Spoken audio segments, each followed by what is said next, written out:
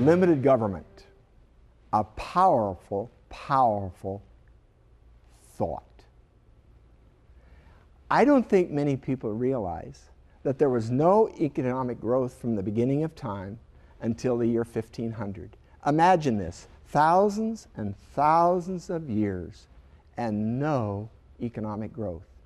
You could pop a person out of the 1500s and look at their great-great and go back 1,000 greats, and there would be no difference of standard of living between 1,000 years ago or 2,000 or whatever and a person in 1500. And then all of a sudden, we get some economic growth in Western Europe in the 17th and the 18th century.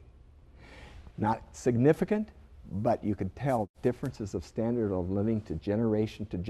And then the United States in the 19th and the 20th century, the rise of the United States. And now we'll see the rise of the rest of the world, glad that they're going to finally join the party. Why did Western Europe begin to make a move? Well, I think some of the big reasons are in 1215, a document was signed in Runnymede, England. It was called the Magna Carta.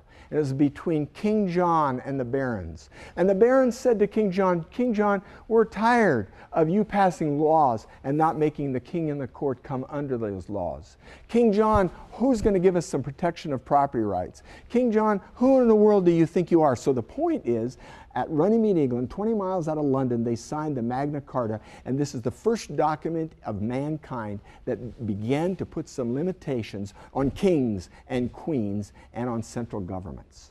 But then in Western Europe we saw more, because in 1517, here comes Martin Luther, goes to the Wittenberg door in Germany, pounds up his 95 theses, and says what? Well, we're not going to go into the theology, but we can talk about the outcomes. He says, save, invest, work hard, do business for the glory of God. And all of a sudden, a new idea begins to sweep Europe, that hard work is the name of the game, and that you've got save and invest. So Martin Luther had a big effect on the continent.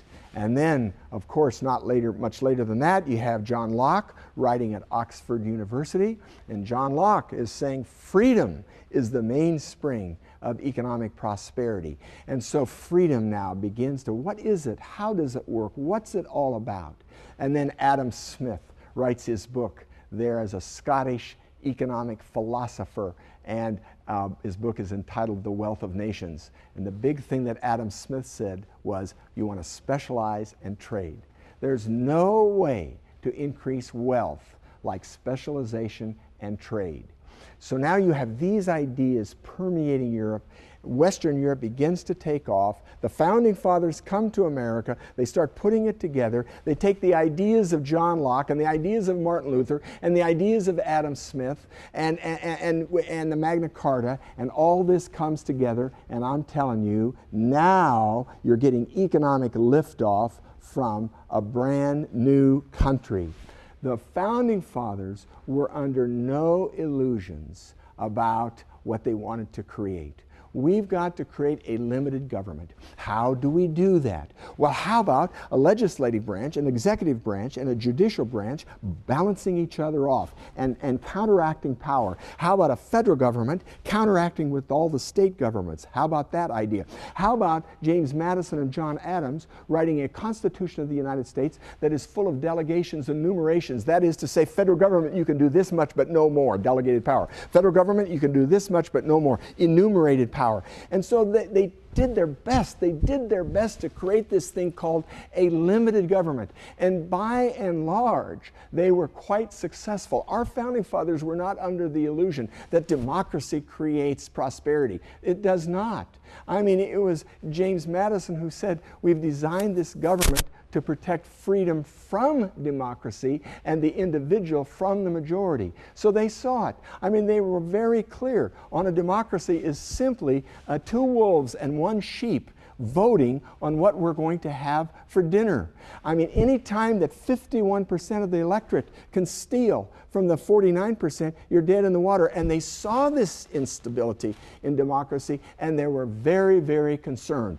But when you are able to create limited government And we did it for a good part of our history. You open up a space for freedom. Hold back government, open up a space for freedom, and guess what fills that space?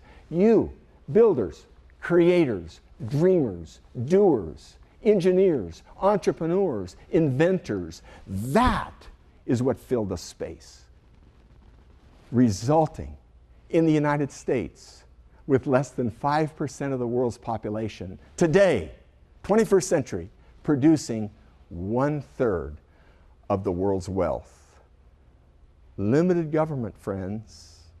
Limited government.